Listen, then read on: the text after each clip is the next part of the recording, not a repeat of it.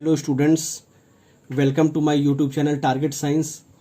हम लोग इसमें शेयर्स एंड डिविडेंड्स देखते हैं। पहले लेक्चर में मैंने शेयर्स एंड डिविडेंड्स में आपको कंप्लीट कॉन्सेप्ट बताया था। सेकंड लेक्चर में हम लोग इसे एक्सरसाइज के क्वेश्चंस देखते हैं।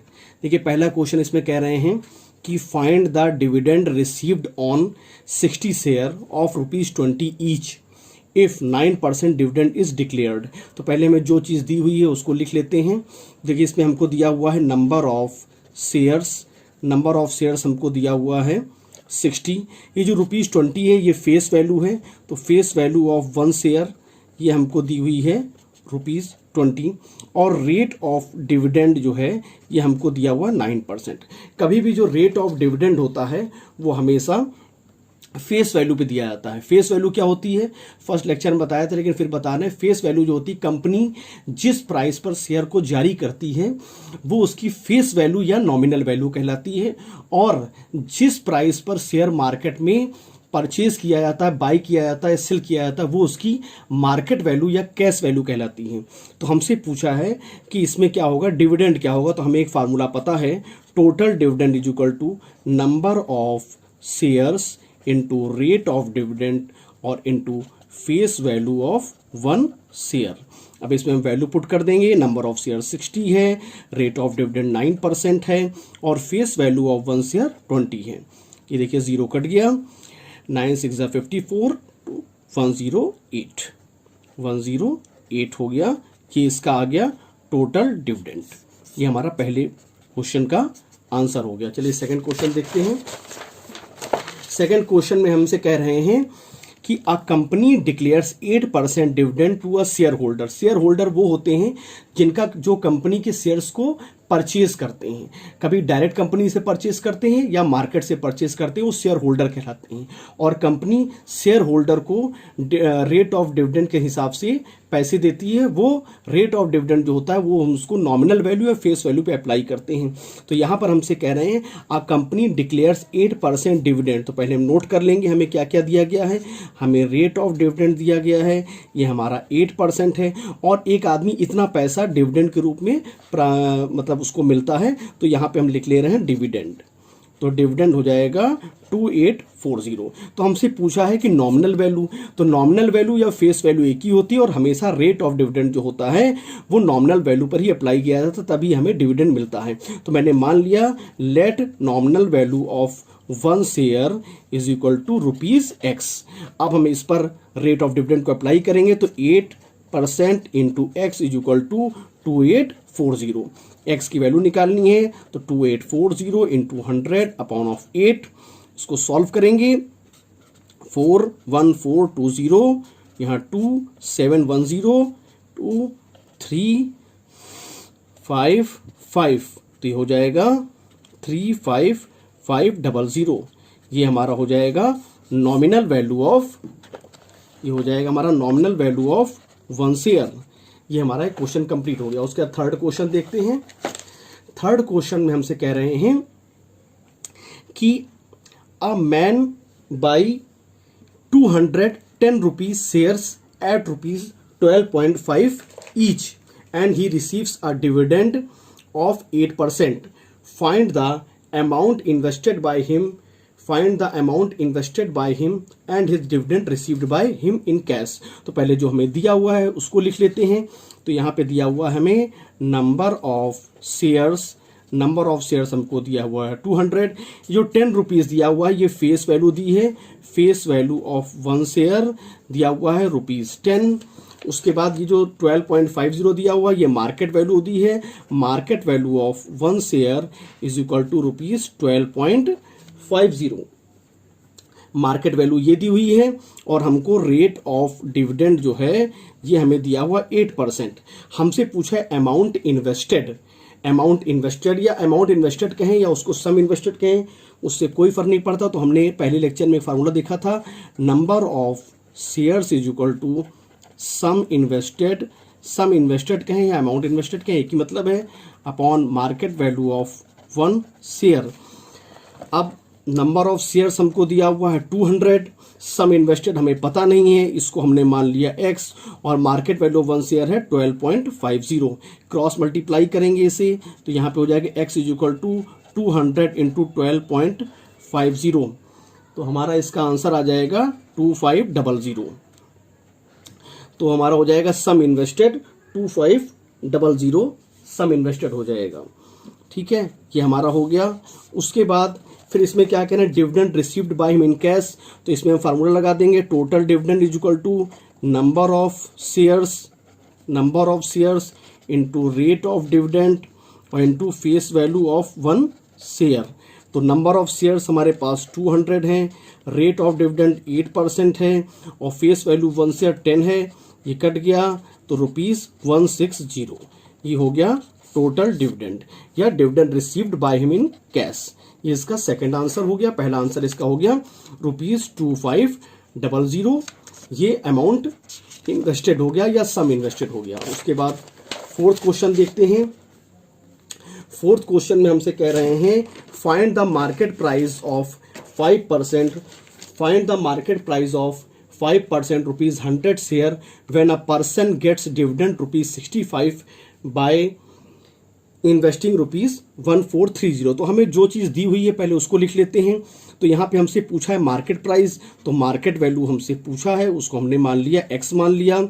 उसके बाद हमको यहाँ पे रेट ऑफ डिविडेंड जो है वो हमको 5% दिया हुआ है और हमें जो है फेस वैल्यू शेयर की दी हुई है rupees, face value of 1 share ये हमको दिया हुआ है ₹100 एंड गेट्स डिविडेंड, तो हमें डिविडेंड जो दिया हुआ है, डिविडेंड ये हमें दिया हुआ है ₹65 और सम इन्वेस्टेड ये हमको दिया हुआ है ₹1430। अब हमें देखिए इसमें सॉल्व करना है और मार्केट सॉल्व करके मार्केट वैल्यू निकालनी है। तो मार्केट वैल्यू मैंने बताया था, मार्केट वैल्यू कैश वैल्यू वो वैल्यू होती है जिस पर शेयर परचेज किया जाता है या शेयर सेल किया जाता है। एक्चुअल में मार्केट में जो शेयर की वैल्यू होती है वो उसकी मार्केट वैल्यू कहलाती है। तो हमें एक फार्मूला पता है कि फार्मूला है हमारे सामने टोटल डिविडेंड वाला फार्मूला है number of shares into rate of dividend into face value of 1 share. अब देखिए टोटल डिविडेंड हमको दिया है 65, नंबर ऑफ शेयर्स हमें पता नहीं है तो मैंने नंबर ऑफ शेयर्स को मान लिया y मान लिया, क्योंकि यहाँ पे मार्केट वैल्यू को हमने x माना था इसलिए यहाँ पे हमने एक वेरिएबल y ले लिया। रेट ऑफ डिविडेंड हमारा 5% है और फेस वैल्यू ऑफ शेयर 100 है, ये 100 से 100 कट गया, 5 को नीचे ले जाएंगे तो y equal to 65/5 is equal to 13।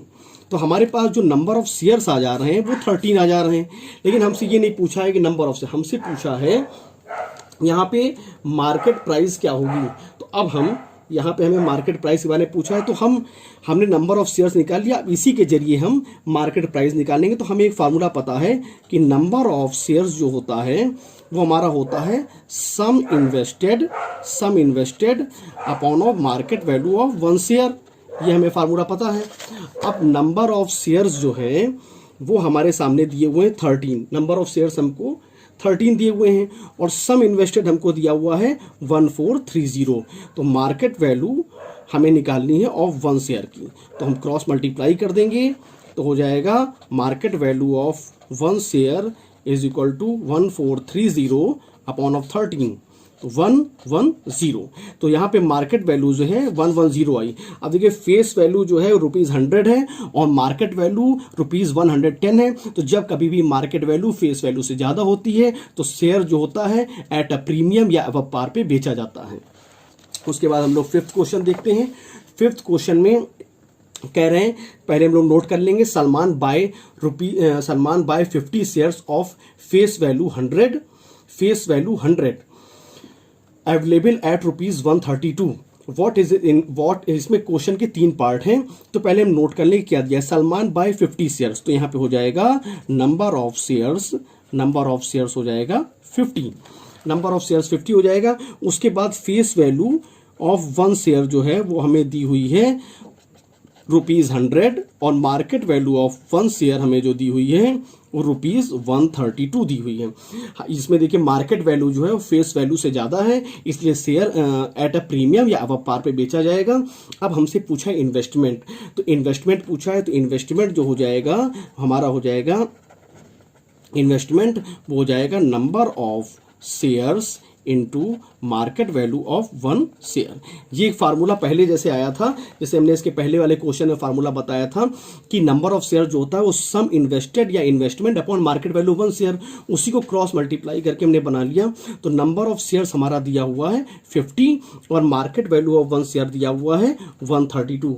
इसको जब हम मल्टीप्लाई करेंगे तो 600 इतना आ जाएगा। तो हमारा इन्वेस्टमेंट जो है वो इतना हो जाएगा। ये हमारा पहला पार्ट इसका कंप्लीट हो गया। ठीक है, पहला पार्ट। उसके बाद सेकंड पार्ट एनुअल इनकम पूछा है, उसमें कुछ नहीं है। एनुअल इनकम में हम सीधे फार्मूले में रख देंगे, टोटल डिविडेंड कहें या एनुअल इनकम कहें, ये हमारा हो जाएगा number of shares into rate of dividend और into face value of 1 share. ये चीज हो जाएगी।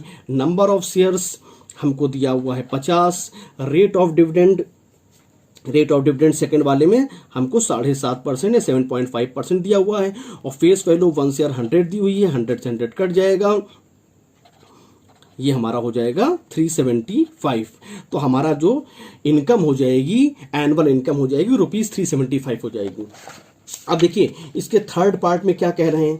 थर्ड पार्ट में अब देखिए 375 की जो इनकम हो रही है वो तब हो रही है जब वो 50 शेयर को क्या कर रहा है, बाय कर रहा है, खरीद रहा है।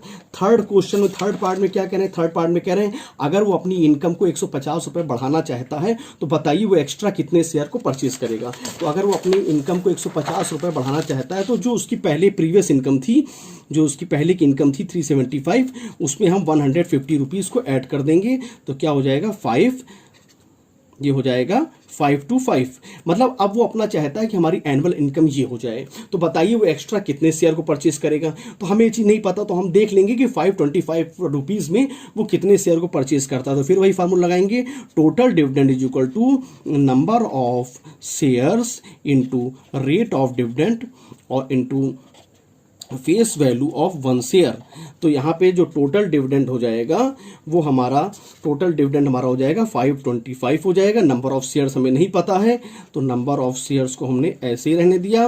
रेट ऑफ डिविडेंड हमारा हो जाएगा 7.5% हो जाएगा और फेस वैल्यू 1 शेयर 100 हो जाएगा। 100 से 100 कट गया, 7.5 नीचे चला जाएगा। तो देखिए number of shares is equal to 525 upon of 7.5, point हटाया, 0 बढ़ा दिया, 5 पंजा 5, 5 5 या 25, 5 10, 5 0, ये 5 3 जा 15, 5 2 जा 10, 1 ये 70। तो अब देखिए नंबर ऑफ शेयर 70। तो पहले उसने 325 रुपए का प्रॉफिट हुआ था तो उसने 50 शेयर्स बाय किए थे, तब उसको जो है जब 50 शेयर्स बाय किए थे तो 325 का उसको प्रॉफिट हुआ था। अब वो चाहता है कि 525 का प्रॉफिट हो तो एक्स्ट्रा कितने शेयर बाय करेगा। तो एक्स्ट्रा शेयर में हो जाएगा, एक्स्ट्रा शेयर में हम लोग लिखेंगे 70 माइनस 50 इज इक्वल टू 20। तो एक्स्ट्रा जब वो 20 शेयर बाई करेगा तो उसको जो है 150 का एक्स्ट्रा प्रॉफिट होगा।